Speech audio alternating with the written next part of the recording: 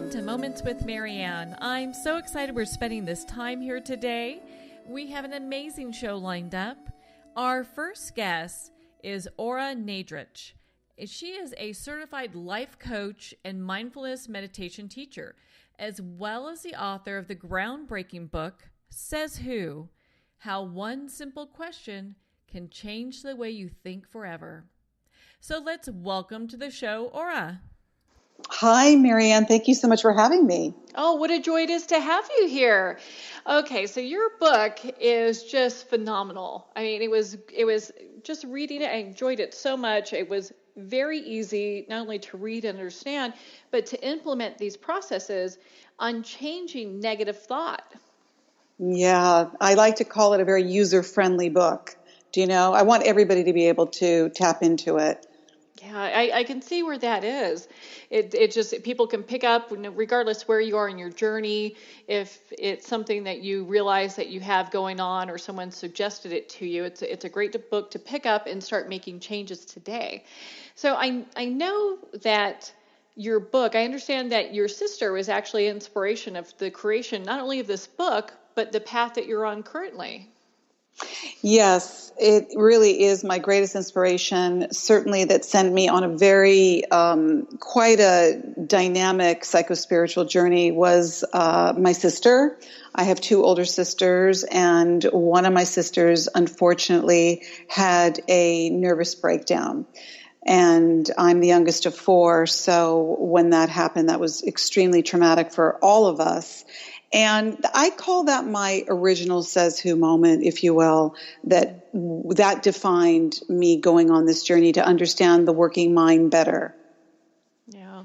Well, and it really, I'm so glad that, I mean, it's a tough thing to go through, and obviously for your family, but we're so glad that you're on this path, because this book is really such an inspiration. I really enjoyed it. Oh, thank you so much. I really want people to be able to, I say the inspiration for my book is to help others not suffer as much with the thoughts that cause them so much unhappiness and despair. Yeah. Well, and so as we get on this topic of negative thoughts, where do those come from? You know, that's a question that's asked a lot. Here's what I know about the thinking mind. You know, statistics have it approximately that we think between 40 and 70,000 thoughts a day. And that's a staggering amount of thinking that's going on in our mind. And the thoughts that really have the most energy are those negative and fear-based thoughts. How many of those we have, it's dependent on each person. Some people have more negative thoughts going on in their minds than other people. And I think it's part of the thinking process. You know, maybe it's left over from the old mind, the hunter and gatherer. Do you know that we were survivor oriented?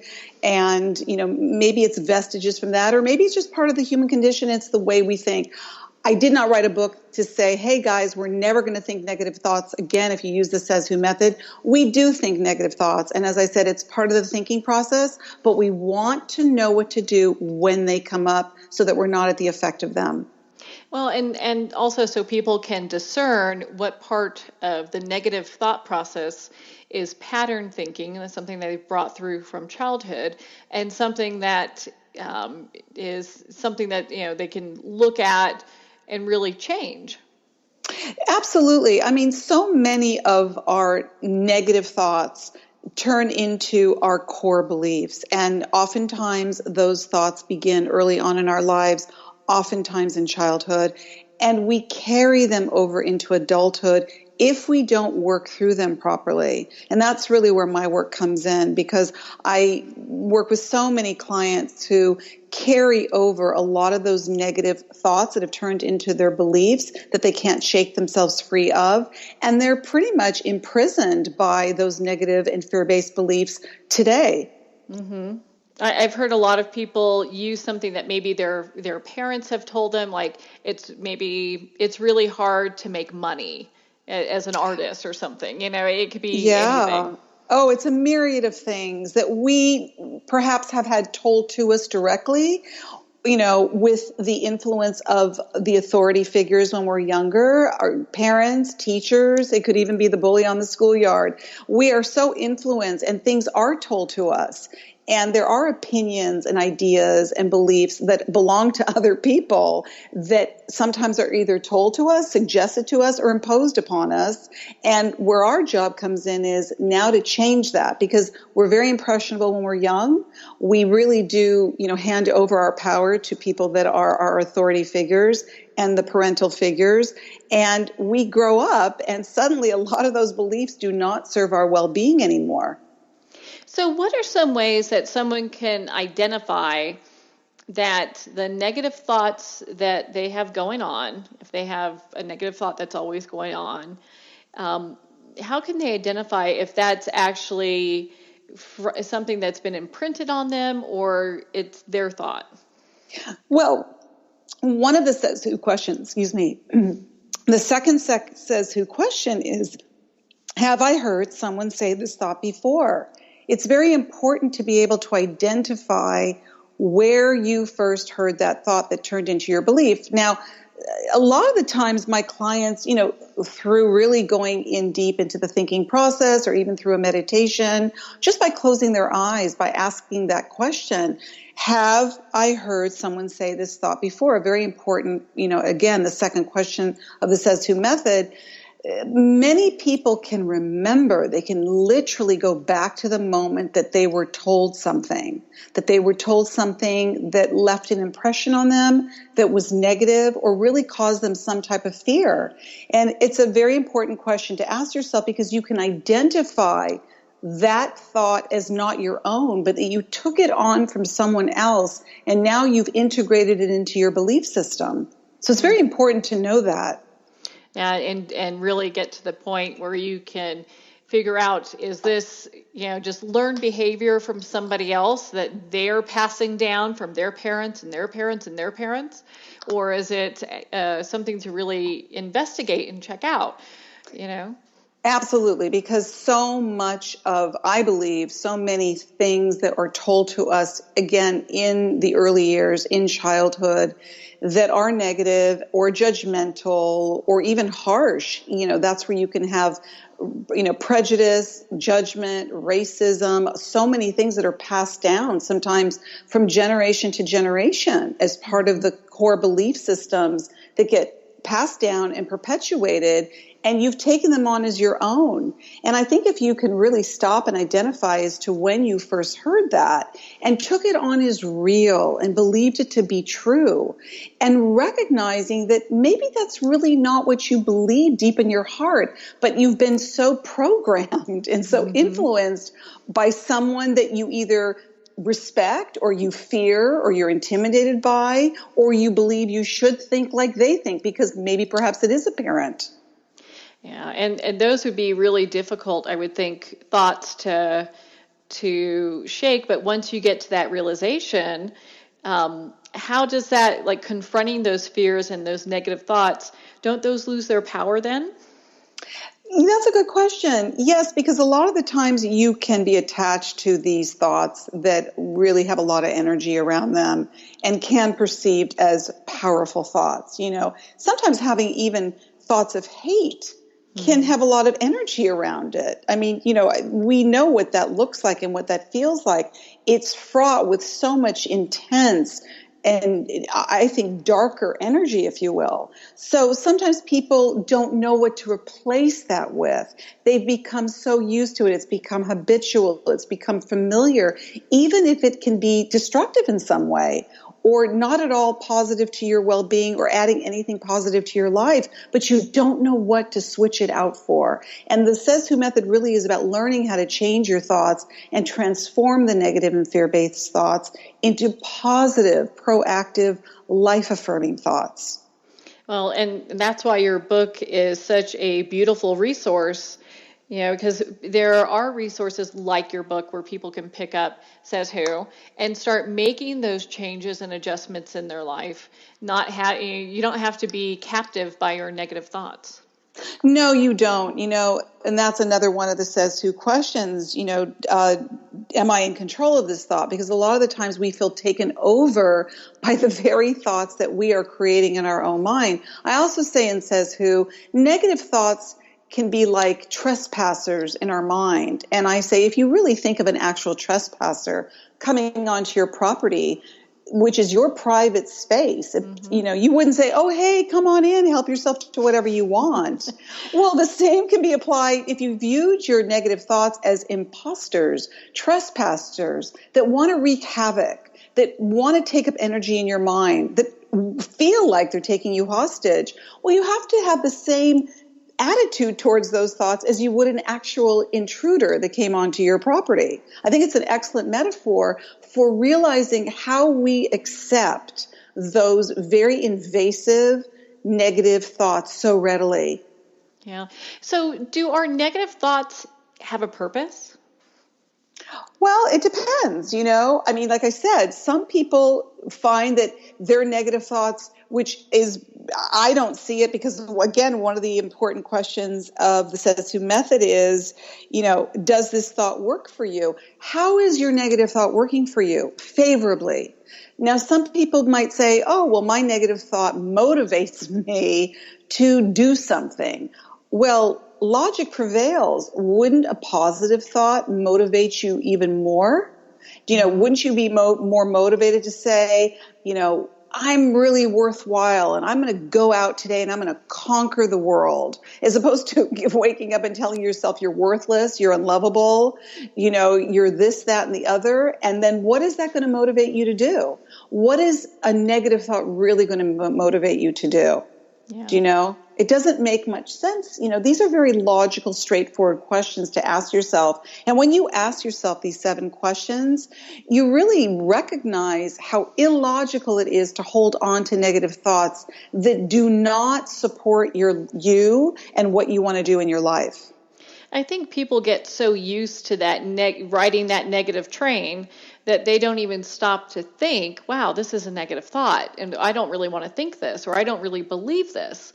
And so to really take time and confront that, can change really how everyone perceives everything. Well, yes, because oftentimes we're on automatic. We're going on automatic, and we can be like what I call on the hamster wheel. You're just on automatic thinking. And oftentimes when I've worked with clients where we began the questioning process and we really went and did a deep dive into a thought that they have held on to a very long time that's caused them unhappiness and suffering, is the whole notion of questioning your thoughts. I've had clients say to me, Ora, I never even thought to question that thought. I never even thought to question my own thoughts. We can question something negative that someone says to us, hopefully, and not accept them saying negative things to us, but yet we accept the negative things that we say to ourselves. Why? Why wouldn't we take the same time to question a negative thought that wants to wreak havoc, that wants to sabotage us, and wants to bring us down and demean us as we would if somebody said those things to us? We have to apply the same rule to ourselves to advocate for ourselves so that we don't allow those negative thoughts to take a hostage, of us. And so that kind of goes perfectly with my next question. So we've identified what some of these negative thoughts are. So without giving away all 7, what's a simple tip that someone can use to change that into a positive thought? Well, one of the things that I have in Says Who that's really helpful, and I go obviously more in detail when you read the book, is something called release and replace. So that if in fact a negative thought comes up for you, and when you begin the Says Who process, you're going to become more observant of your thoughts so that when a negative thought comes up, you're not going to react to it so quickly. So if you can catch that thought as it comes up, let's use for an example, I'm never going to get this done. I'm such a loser. Let's just say you say that to yourself. You can switch that out and literally release that thought by replacing it with something that says, I'm really going to try and get this done. I really want to succeed.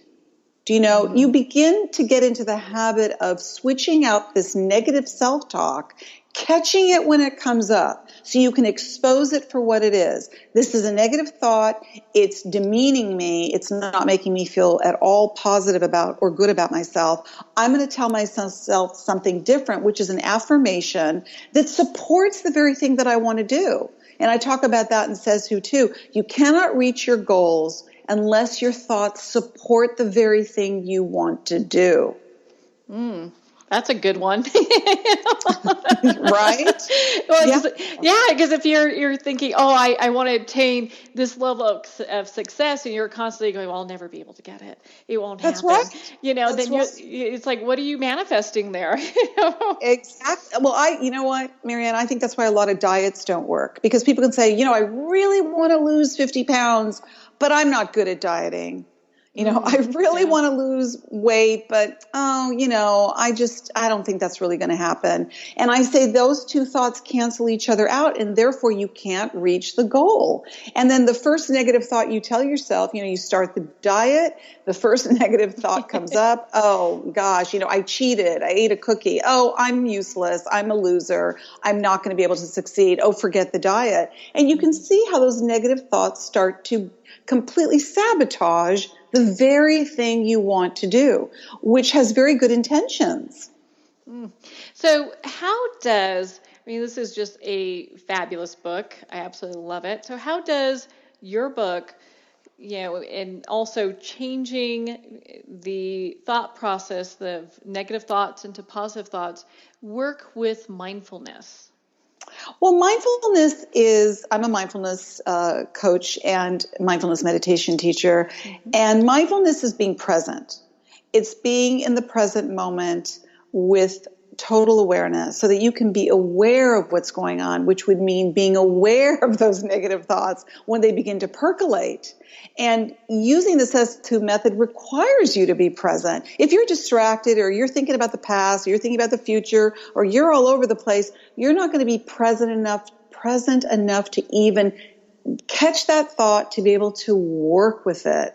So I really encourage people to begin the discipline of understanding what it means to be in present moment awareness, to be in the moment of now, and that when you find yourself becoming distracted or something's trying to pull you out of the moment that you're in, bring your focus and your awareness back to the moment that you're in right now. And then you can begin the process of questioning those thoughts, or a particular thought that you want to workshop, that you really want to begin to dismantle, deconstruct, and then reconstruct it with a positive thought that's going to serve your well-being and help you reach your goal.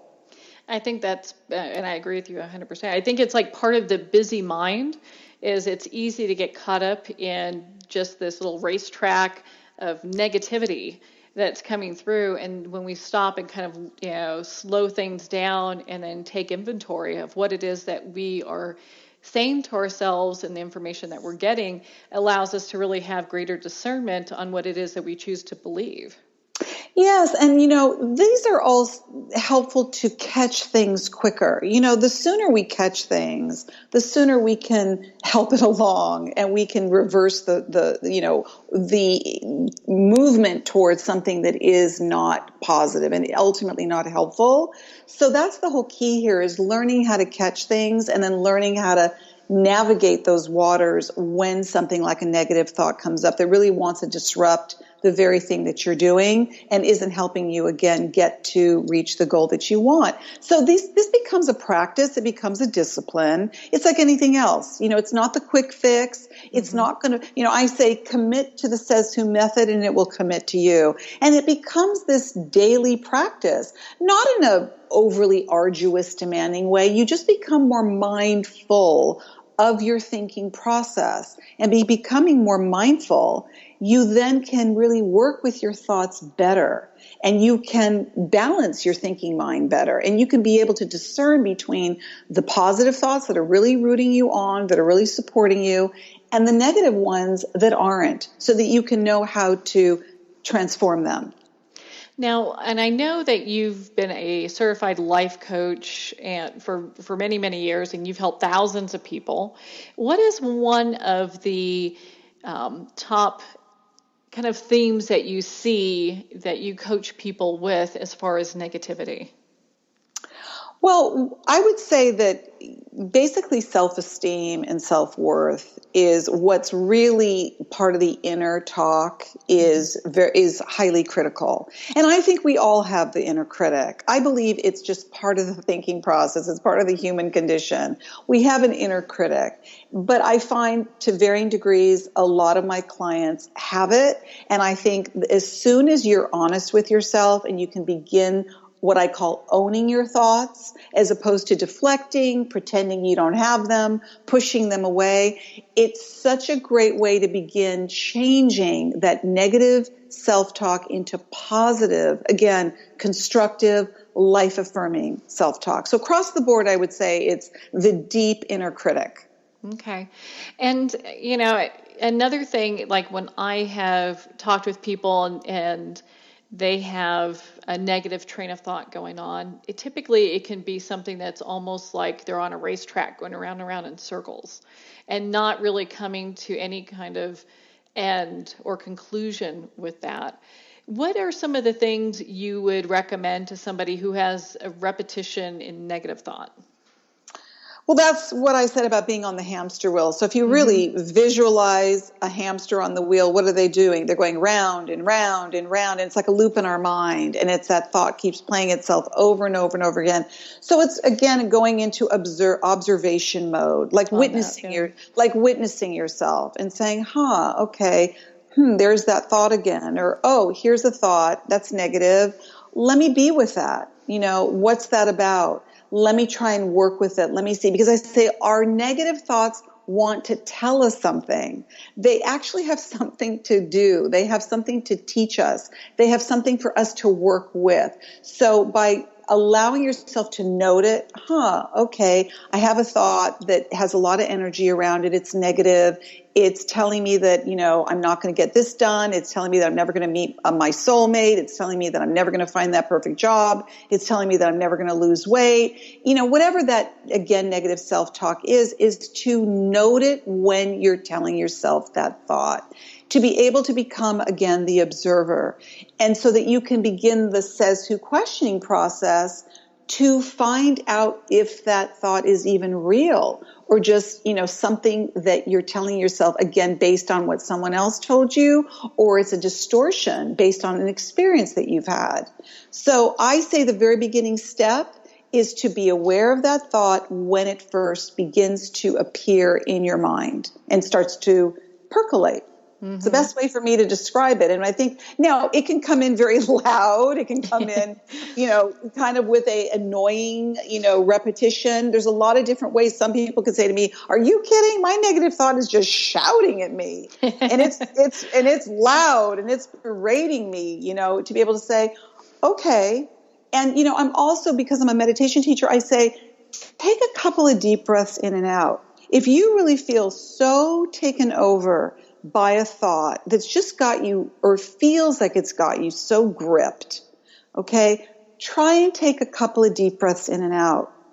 That really brings the energy down. It really takes the emotionality off of it. Because when you're the observer and you can say, wow, I'm feeling really insecure, I'm feeling really anxious, or I'm feeling really angry. Emotions are all connected to a thought. You can't have that emotion without a thought behind it. That is what is perpetuating that feeling that can escalate. So you want to de-escalate it by being the observer. So begin with that step. That's a very beginning step with the Says Who method, is to be aware when a negative thought comes in, note it, which is part of that awareness, which is part of the mindfulness. You're aware of the moment that is. You're aware of what you're telling yourself. If it has a lot of energy around it, take a couple of deep breaths in and out, and then begin the Says Who questioning process. I found your meditation, the external bliss meditation that's on your website. I found that to be really helpful in being able to get in that zone. Yeah, Marianne, I work with so many people that some of them have never meditated a moment in their lives. And I want everybody it's like I want to turn everybody on to meditation because it's so great. And I want to say everybody can meditate. A lot of people feel intimidated by it. They feel like they're not doing it right. They feel they have to sit in a lotus position and chant and know a mantra and all that. I would encourage you, and again, this is part of being the observer when a thought really starts to, percolate and starts to disrupt your well-being or your equilibrium, is to sit somewhere quietly. And I really encourage you to do this, even if you can, for just 10 minutes a day. Find time, even if it's where you work or it's in your car or it's somewhere in your home where people are going to leave you alone, and just sit quietly for 10 minutes and just close your eyes. You don't have to do anything. You don't have to sit in some exotic position. You don't have to chant. You don't have to do anything. Just sit quietly and close your eyes and focus on your breath, because you're breathing. You don't have to even tell your breath what to do. And you'll find yourself just feeling that relaxation. Now, people will say to me, or I try that and my mind is still busy. Don't judge that. Let your mind be active. Your thoughts come and go, just like the clouds in the sky. If you look up at the sky and you look at the clouds, they never stay in the same place twice. Just focus on your breath. If you feel that your mind can't settle down, can't get quiet, allow yourself to put your focus and your awareness on your breath. You will feel relaxed. You will certainly feel more relaxed than before you did that. And if you start that daily or whenever at least you can, the more you do it, the better. You're going to find that you like that feeling, that it starts to tune out the external noise. It starts to give you time just for you, uninterrupted time just for you. Gift yourself that. I feel relaxed with you just going through that. See, just like that, how easy that is. Just getting right in the zone right now. We can get into that zone, Marianne. We really can. We tell ourselves we can't. We tell ourselves all sorts of things. And again, be mindful of what you're telling yourself. I can't. I don't have time. I'm too busy. My mind doesn't get quiet. Blah, blah, blah, blah, blah, blah, blah. All that chatter that goes in our mind. You have to go, thank you very much, mind, but no. Yeah. No can do. This is my time to get quiet, to be still, and you're going to, I know, try and just be busy, busy, busy in there, but I'm the one in the driver's seat. I can tell you to just be quiet. When I first started my meditation practices years ago, I did have the monkey mind where it's like I would sit there, I'm like, how much time has passed? Am I meditating? Has it happened? Oh, shoot, I'm thinking. Oh, I got to start over, Right, exactly. I know. But even if you keeping aware of the awareness, do you know what I mean? Oh, yeah. Say, okay, so you're sitting here quietly. You maybe have a meditation teacher. Maybe you're listening to an app. Maybe you have some beautiful soft music on. And there you are sitting quietly. And you've got all the right stuff going. Mm-hmm. And then all of a sudden you're like, okay, so what should I make for dinner? Mm-hmm. Did I lock the door? I forgot to take out the garbage.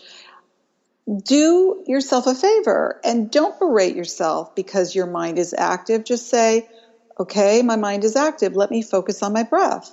Let me bring my focus and awareness back to my breath. Breathing in, breathing out. Breathing in, breathing out. And when you start to do that, you're like, what was I thinking about before? You're going to forget that you were thinking about what you were going to make for dinner. Do you know? Mm-hmm. It's like, it's funny because I have something in the book called the something to worry about thoughts. And I feel like a lot of the times we think we need to be busy in our minds because it gives us the sense, or the false sense, I should say, that we're doing something productive. I worked with a client that said, or I've been using the Sesu method, I've been observing, I've been meditating, I've been doing all these things. And she said, 3 hours went by one day and I didn't have a negative thought and I got nervous. I was like, wait a minute. Is something wrong? I should be nervous. I should be thinking a negative thought. I should be worrying. I should be out of all the things things that we're so used to doing that when we're not doing it, we're like, oh, this is rather new. I have to get used to not filling my mind with so much busyness and so many distractions that I've become so habitually accustomed to. But you train yourself the other way. You start to practice what it feels like to be quiet, what it feels like to be still, and not to be afraid of it. Some people are afraid to be quiet and afraid to be still. They're not used to it. They feel like they're crawling out of their skin. And I understand that. But take one step at a time. Imagine that you're sitting by a serene river. Imagine that you're under a waterfall. You start to visualize these things that are so soothing, that start to really make you feel more relaxed. And you begin to see how you actually like it, that you're not so quick to move out of that space and give it up so quickly. This is about balancing our lives. We really need to strike the delicate balance. It's so important for self-care. And I think in today's world, we're so overly connected and unconnected at the same time. It's nice to be able to just, have those times where we're not looking at our phones or replying to emails or answering anything, and just being able to sit with ourselves and have that moment. Now, Ora, where can our listeners connect with you? I know you're extremely busy and you have a lot going on. Are you still accepting private coaching clients? I do. I accept private clients, and I also love to do groups. I had a women's group for almost 8 years, and that was so incredible. And I've been asked to start another one again, which I would love to do. I also was putting into motion a men's group, and I am doing 2 things here in Los Angeles at Mystic Journey. I have a monthly salon that I do with a influencer or a wonderful speaker who's doing something great on the planet. I do that monthly, and I'm also starting a weekly class there called The Journey Within. But I love to work with clients, and I love to work with groups. I love that so much. I love us to workshop this together. We're on this journey together. We can have these discoveries together. I want people to know that they're not alone, and that we can do this together, whether we do it one-on-one, whether we do it with a group, whether we do it in a community, that there's something really magical that happens, that we realize that we're so much more alike than we are different, and that the desire to grow and the desire to transform is in all of us. So yes, to answer your question, sorry to segue off of that, I am available. I love it. Wow. Well, lucky for the people that are in Venice, they get to go to Mystic Journeys, the bookstore, and attend your Sacred Sunday. So they want to check out that calendar, because you have quite a lineup of who's who as far as the enlightenment community is concerned. And then what's the website that they can connect with you on? OraNadrich.com. Oh, perfect. Ora, thank you so much for taking the time to be with us here today. Oh, thank you so much for having me. I really enjoyed it. What a joy it's been. We'll have to do this again. Anytime you have a new book, make sure to let us know. Absolutely. I would love that, and I will. We're going to pause here for a quick break, and we will be right back after these messages.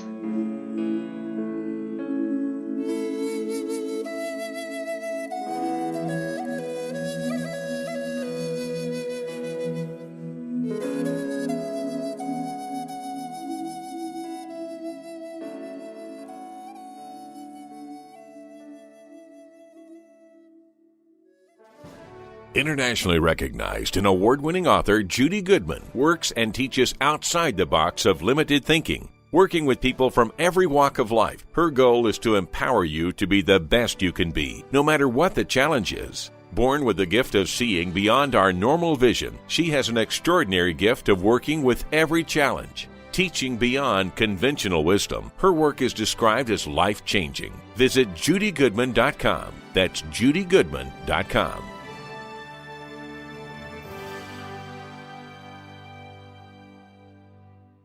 Have you ever had the sense that your thoughts might actually be doing something? Ancient secrets of manifesting have been masterfully revealed in the award-winning book Manifesting 1, 2, 3 by Ken Elliott. For the first time, the author's experiences and stories in this book describe exactly how your thoughts can create anything. You've been doing this all your life, but it's never been fully explained for you until now. Visit manifesting123.com for more information today. Manifesting123.com. Ben Wexler is a gifted leadership development and strategy consultant for professionals who want to transform their organizations and careers. Through a uniquely personalized set of processes, participants discover their unique knowledge, how to leverage that knowledge and experience, and then put it all together with a global strategy. You're more valuable, your organization is more valuable, and the change is viral. Contact Ben at 630-881-1074, 630-881-1074.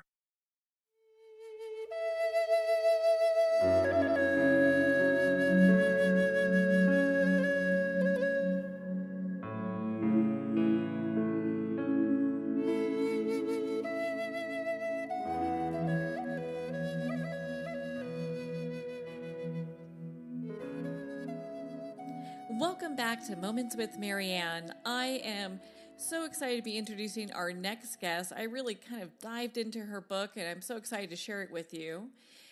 Jeannette Hyde is a registered nutritional therapist based out of London, and she has a knack for making science palatable. Her book is for anyone that's fed up with diets that didn't work or anyone seeking a long-term recipe for better health.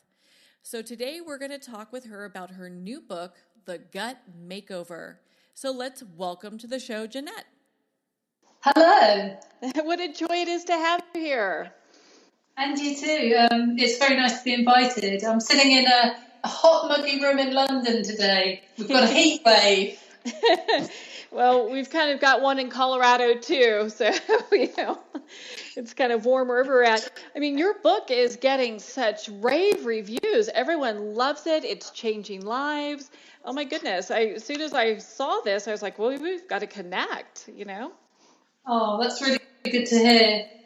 Yeah, I think it's still a bit of a new approach to many people. I think many people, when they're thinking about managing their weight, are still thinking about calories in and calories out, and there's so much more, things going on that are influencing our weight big time. And I would agree with you. I think there's that old stigma where it's like, well, you just have to count calories, and if you don't lose weight counting calories, then you're not doing it right or something. Yeah, absolutely. So how does your approach differ from any other kind of approach that's out there? Well, let me start with what the basic principle is, and then I'll tell you about how mine is probably a bit different, and what things I've put into the mix to make it this sort of unique combination. Perfect. So this is all about, we were talking about just now about, count calories in and out, and therefore you will be slim and beautiful. But what's happened in the last few years is that the science has been changing. And what has changed is that we now know that there is this bacteria that lives in our gut. And this bacteria is absolutely fundamental and having a huge influence on our health and our weight. But it's not just our weight, by the way. It's so many other things. It's our immune system. It would be the health of our skin, our mood, and how we think can all be affected by this gut bacteria as well.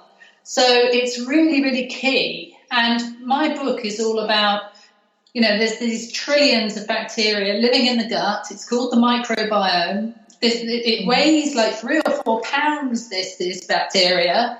Many years ago, it was thought of as sort of benign and not very medically interesting at all. How wrong we got that. And now we know, as there's like this avalanche of research that just continues to pour out every day at the moment, that this bacteria is almost like the control center of all our health. So what I've done with this book is I have designed a diet to manipulate this gut bacteria so that you can hopefully be the weight that you should be, and you can have all the bonus things that come with eating and manipulating your microbiome. So it's not like the old-fashioned diets with the calorie counting, and it wasn't about the quality of the food at all, as long as the calories were the same. This is all about feeding your microbiome exactly the right foods so that it then makes you healthy and well and at the weight that you want to be. Well, and I think when people initially look at you, they're going to say, well, she's thin and gorgeous. How is this even, how does she even understand or relate to this? And you had your own personal story in regards to this journey. Oh, I've been on the yo-yo dieting thing myself, and, as a young woman, and then in my 20s and my 30s, and, because that was what we were told at the time was the thing to do, and that was how you should manage your weight. But, it was very painful, actually. So many women have been through that. Mm-hmm. And even now, because I run a private practice here in London, and it's very interesting because when I meet younger women in my practice in their 20s and 30s, it's a real joy to me to meet women who are not afraid of an avocado pear because of the calorie content of it, or aren't looking at me like I'm completely mad when I say, please, start to have lashings of extra virgin olive oil on all your salad. But I think the women, I'm in my late 40s, and women in my age and above, this is just my observation from the women I've been meeting, there's still often when we start to work together, this real fear about, calories and fat and all that kind of thing. However, I have now worked with many, many women who've come out the other side, and, their skin is looking fantastic, and their immune system's doing them really well, and they're at the weight they want to be at now, and many are overjoyed that they didn't have to go starving hungry in order to get there. Oh, I completely understand that. I mean, I'm in my late 40s as well, and I look back in my early 20s, and we used to go on what was called the starvation diet, where you didn't eat and you had to drop weight so that you would look a certain way, and it was brutal. It was really brutal. Yeah, it really can be, can't it? But this is a kind of a new way of thinking where you're not thinking even about you feeding you. You're thinking about all this sort of pond life that's living in your gut and feeding them all the right stuff so that they make you, slim, have energy, your mood is better, your skin is better, and hopefully without deprivation. Although, I have designed this in such a way that 3 solid meals a day, 12-hour overnight fast. But at the actual meal times, you can fill up on as much food as you need to fill yourself up. But you shouldn't snack if you want to lose weight and you need to do the 12-hour overnight fast. However, some people are doing my gut makeover because they've had, chronic acne for many, many years, or psoriasis, or they've had IBS for a very long time. And eating in this method of manipulating your gut bacteria can really improve a lot of those things, especially these digestive symptoms. And sometimes quite thin people want to do this program and they say, how can I do it and not lose weight? So if you're wanting to do this but you don't want to lose weight, then what you need to do is do have the snacks in between and don't have the 12-hour overnight fast. Mm-hmm. And do it that way. So this approach has an impact on IBS and leaky gut. What are some of the benefits that people will see immediately? I know you talked about improved complexion and weight loss. What are some of the other benefits that people will see? Well, many, many people are doing this who have been labelled IBS. Mm-hmm. And so, as you know, IBS, it may be that you've got chronic constipation, and by the way, again, something not spoken about very much, and I understand why, but there are so many people out there suffering, in silence on those kind of things. And, I get lovely emails from people when, something like that, chronic constipation, they've come out the other side of it without having to take, lots of, potions to kind of get it going, to get it moving naturally. So constipation can be awful for many people with terrible bloating. And also when people are constipated, it can make you in a very bad mood. So that is one thing that can improve. The other thing is that people who are having a lot of loose stools, that can improve. So when I talk about IBS symptoms as well, it's all that bloating and sometimes, foul-smelling wind. I'm sorry I'm on this subject, but again, we don't talk about it, and a lot of people going through this. And many, many people who come to this, and to my private practice, by the way, have tried FODMAP diets. This is the one where you cut out of the diet particular fruit and vegetables and grains with particular types of fibres in them that are understood to make a lot of those symptoms I've just mentioned worse. But what's very, very interesting is when FODMAPs, my understanding is that is a short-term intervention, 2 to 4 weeks, to help improve people's IBS symptoms. But what happens is people see a bit of an improvement and then they stick with it, and they end up eating a very, very small range diet. They stick with the same fruit and vegetables they're eating every single week, and they become quite fearful of them.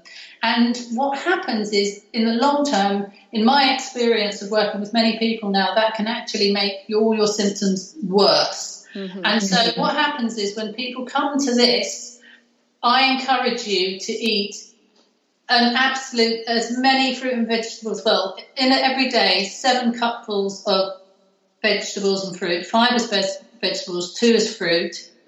And over the course of the week, to try and get up to 20 or 30 different varieties of vegetables, herbs, and fruit as well. Because the more diversity you can have of plants that you eat, the more diverse the bacteria will be in your gut. And you need this diversity to be really, really wide in order to have a good microbiome and then all the benefits that I've just mentioned. So when your microbiome is out of balance or you don't have this diversity there, you could be extracting more calories from the food that you're eating, whatever it is that you're eating, and also your hunger hormones can get out of balance. So you feel hungry all the time and you never feel full up. So it's really funny that some people who've got IBS and they've tried to sort of have less and less types of fruit and vegetables, actually in the long term need to actually start introducing stuff again. And in this plan, I try as much as possible to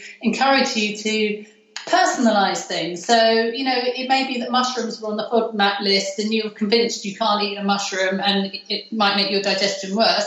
But I often say, look, you need to just personalise this, try it out. And people have come back to me saying, I tried mushrooms and actually it was fine. And they're ready to go on and widen up a bit more.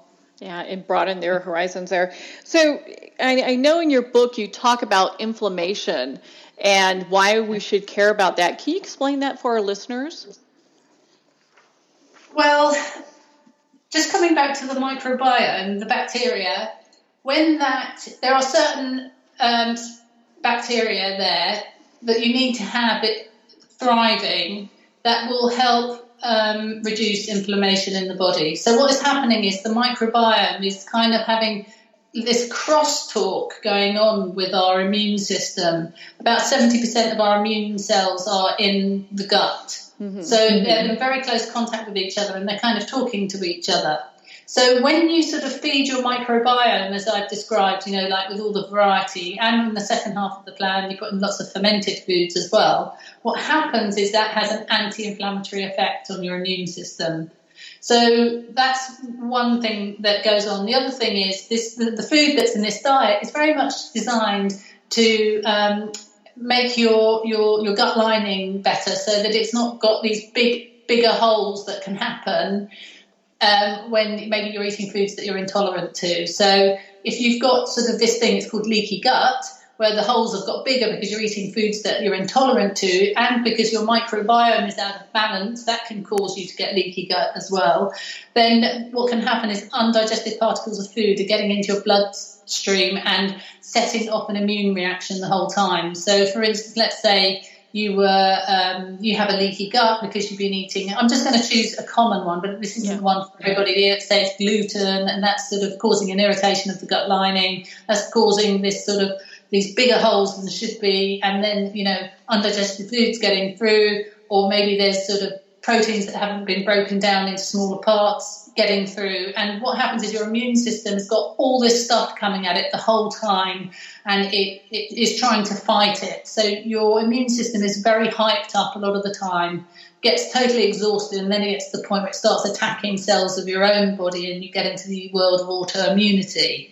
So that's why it's really, really important, just on a simple level, to really take care of your microbiome so this doesn't happen to you. Well, and I think a lot of people are ready to have this discussion, in regards to gut health and what's going on there, and more open in regards to talking about leaky gut and IBS. I've worked with an author a while back who discussed her journey in regards to that. And a lot of people were coming up to her saying, thank you so much for talking about this topic. And so I'm sure that you probably get a lot of people too saying, gosh, this is just a lifesaver, as far as an approach to deal with this and talk about it and move forward. Yeah, totally. I mean, I've heard some really sort of terrible stories from people, people who are not even making it to the, bathroom on time and things like that. And these people who, it's really, really upsetting, and people, need solutions. But what I've done with the book is I've made it 100% food. I didn't want it to be so complicated and so sort of out of reach where, you have to get into complicated and expensive supplementation, because I find that you can go a really long way just on buying the right type of food. And, as I mentioned before, you said, how is this different? This diet has got influence, I would say, of paleo and Mediterranean diet in there. But for the longer term, I think the Mediterranean diet is the way forward. And that's the way that that's where I'm trying to get you in the 4 weeks. And get to that. Yeah. So if you have someone that says, well, gosh, this sounds great, and I just am not a big cook, you've got options for them. I notice that it's not a whole lot of cooking. Well, it's I've given you principles, right? So you've got these principles, like you can have 3 meals a day, and you've got to fill up. You have to have some third of the plate protein and 2/3 of it, your vegetables. But I want you to. I mean, I was speaking to somebody the other day who did it in the States, and she said when she ran out of time some days, she jumped in her car and she went down to. It was expensive, but she ran down to Whole Foods and went to the salad bar and just sort of ran around the whole thing, sort of piling up as many different things as she possibly could, pouring on the olive oil, getting a piece of salmon in the box and in her car. So yeah, there's things like that. So it's about when you're out and about or knowing how to order, but it's about constantly thinking, oh, I had the broccoli yesterday, I'll have the cauliflower today, or I think that in the States in particular, there's and here in Europe, we are so lucky, we have such access to such a wide variety of food, and yet so many of us, because we're kind of stuck in our ruts, aren't we? We order and they have the same stuff all the time. So what I do as well with the breakfast, I try and make it easy for people on the run as well. So a lot of the breakfasts are that as long as you've got a blender, you pour all the stuff in the blender and you're out the door. So for instance, with the blender in the first 2 weeks, it might be an almond milk, hopefully one that doesn't have stabilizers in those, because those are like a soapy substance on the microbiome. But you pour in your almond milk, or in the second half, you're going to use fermented milk kefir, which has got billions of bacteria that you're sort of looking to parachute into your gut. So you literally just come downstairs, open your fridge, pour that into the blender. You open your freezer, big handful of blueberries or blackberries or whatever berries. I know pomegranate seeds, they're wonderful for your microbiome. You can put those in. You might then put a spoonful of flax seeds in, because those are a wonderful food for the bacteria, and you can drink it and off you go. But it can take I've timed it myself the other morning, it was just over a minute to do one of those. It's just about having your shopping and your planning done, so you've got the stuff in the fridge.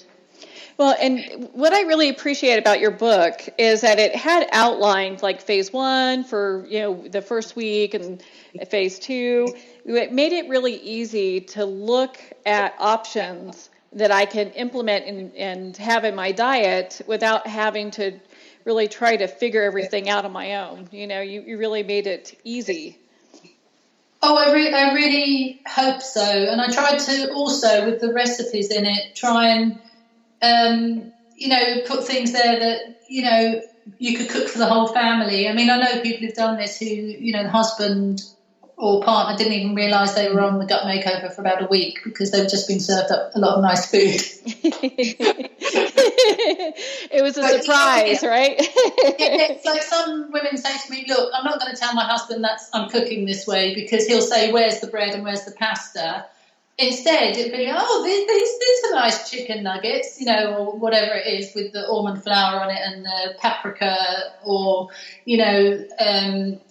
some sort of like lovely colourful salad with the olive oil and a bit of balsamic on, or, these trays of roasted vegetables. Again, you just sort of roast a huge pile of them and you have them with, a bit of roast chicken or something like that. But as you get to the end of the plan, you do start to, at the end, you can put some of the grains back in and stuff like that. Because I think and things like sourdough bread, longer term, they're fermented. And so you get this good bacteria in there. But you just start to recognise what works for your particular gut.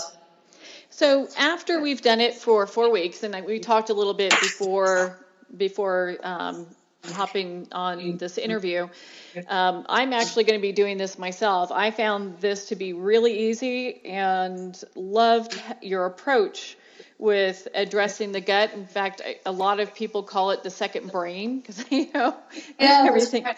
Yeah. And so once we've done the 4 week, gone through the 4 weeks, and we've been so successful, and we come out the other side, and I understand everyone's feeling fabulous from this. What are some tips that they can successfully maintain this going forward? Well, I think one important thing is not to be snacking all the time. Mm-hmm. And I think a lot of us were, I used to recommend to clients to, have 3 meals a day and 2 snacks in between, and that was kind of this whole blood sugar balance of the time thing. But what we found more recently with the microbiome stuff is that if you've got a healthy microbiome, that actually helps control your blood sugar levels and your insulin and everything. So I prefer to just sort of concentrate on these 3 meals a day and not do the snacking all the time. And the other reason I do this 3 meals a day and 12-hour overnight fast is because when you have a long period of time with no food, the really friendly bacteria flourish and come out to bloom. And if you're eating all the time, don't give it a chance to do that. So, and it really does manage your weight really, really well longer term. So if after you've done this for the month, you probably saw that during that month you're not drinking alcohol. But let's say you start to drink a bit of alcohol again, it's not going to suddenly drive your weight crazy when alcohol comes back in because your microbiome is in such good shape. And the way you can keep it in good shape is with this 12-hour overnight fast. Okay. Well, and I know that you offer retreats. So do people show up to your retreats ready to kind of kickstart their gut makeover? Who are the people that usually see attend these? Oh, they're in Spain and there's one in the UK, and it's really interesting. Some people come, they're women and their mums, and they come together, or they come on their own with their daughter, or they come with their husband. So quite often people are coming and they think it's going to be some boot camp or some, detox or whatever, and they're always completely shocked that they're eating these 3 massive meals a day. And they're not feeling any hardship. They're completely full up. They usually say to me after 3 days, I am loving the food here, Jeanette, but there's no way I'm going to have lost any weight. They always go home and then they email me afterwards, oh my God, I have lost weight, even in those 5 days, 2 or 3 pounds sometimes. And then they're like, do you know what, I'm going to continue this for the rest of the month. So they had a really easy introduction onto it. And I mean, also on the retreat, I encourage you, and this is another thing I encourage everybody to do longer term, is to chew your food slowly and try to relax while you're eating, because that can have a big impact on your digestive system and it working much better. The other thing is that when people do the plan at home in the first week, I do say to people, you may have a few uncomfortable days, actually, without the alcohol and the caffeine. And also, some people, when they're almost having a sugar hangover or a gluten hangover, because they're not having those things, but your gut can start to go, oh my God, things are all a bit different in here. And, as the gut bacteria are all sort of rejigging around, you can feel a bit, sluggish, or your digestion actually can sometimes, what I'm saying, feel a little bit worse before it feels better. But what's interesting on the retreats is that generally people have sailed through it there. I don't know why they do there more than at home. Who knows? It's probably that immersion, and they get to spend that time with you and really, visually see like some of the foods that can be prepared, and just the time that they're able to spend with other people who have the same goal. Yeah, definitely. I mean, and doing this program with somebody else is always a really lovely way to do it. And it also keeps you motivated. You can help each other along, and, you can have even more success, I think, if you do it with other people. Mm-hmm. Now, and one question that kind of comes to mind, so when you're doing a diet like this, is it, when we're eating fruits and vegetables, is it preferred that we do organic or conventional? Does it matter? That's really interesting. And when I first went to write the book, I almost wanted to go organic. And, my publisher said to me, Jeannette, if you do that, you're making it so exclusive. And most people will not be able to afford to do that.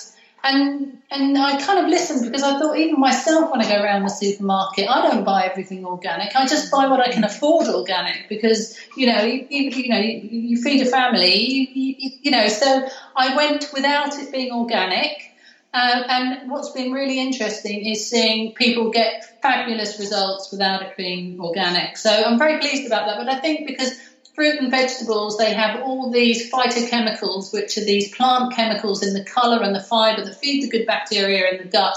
And it's so much better than what most of us are doing most of the time. You can make a huge amount of progress even without it being organic. Of course, if you could afford organic meat and things like that, and grass-fed on your meat and your fish and all that, with the fish being wild rather than farmed and things like that. That's all helpful, but it's not a barrier to this program.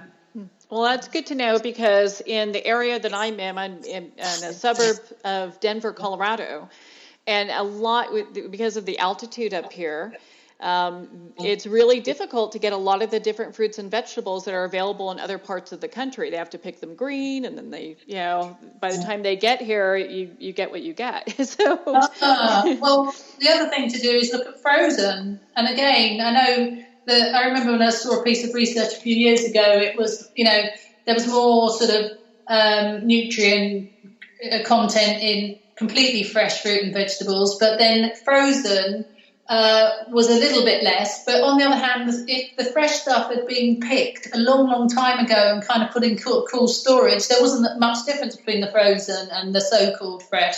So things like frozen, I buy lots of frozen fruit and vegetables on the expensive ones, like in winter, because they're so expensive here in winter in London. So stuff like blueberries and pomegranates and blackberries, and there's like a massive variety that you can buy frozen now is the other thing. I wouldn't completely turn it. Of course, I think fresh sometimes tastes nicer and all the rest of it, but if you are in a place where you can't get hold of such good quality fresh, then sometimes you can get good quality frozen as well, and it's cheaper.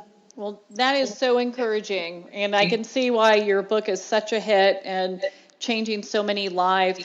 Jeannette, where can people connect with you and be part of your community and learn more about your retreats? Okay, so for the retreats and so on, I've got the information on my website, which is JeannetteHyde.com, and that's with 2 N's and 2 T's.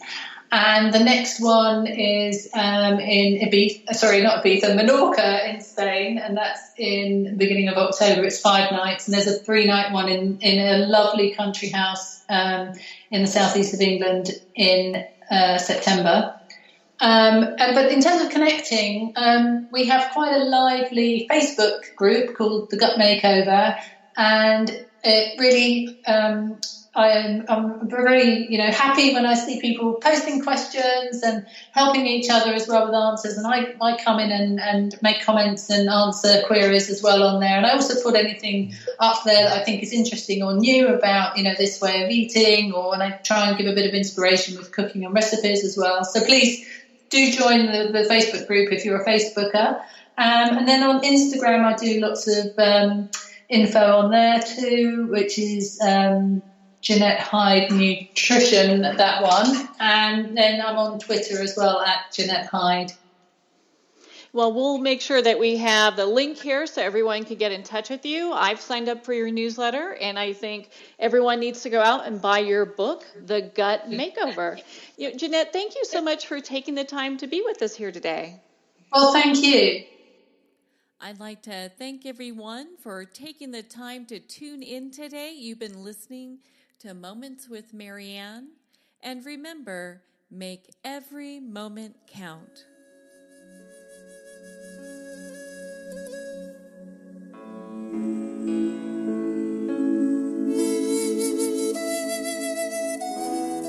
In a single moment, your life can change. Moments with Marianne is a transformative hour that covers an endless array of topics with the best of the best. Her guests are leaders in their fields, ranging from inspirational authors, top industry leaders, and business and spiritual entrepreneurs. Each guest is gifted and a true visionary, a recognized leader in her own work, and while teaching others to develop, refocus, and grow, Marianne will bring the best guest and sometimes a special surprise. Don't miss this. You never know just which moment will change your life forever. Moments with Marianne airs every Thursday, Friday, and Sunday at 8 p.m. Eastern, 6 p.m. Mountain Time. Make sure to tune in and visit momentswithmarianne.com for more information.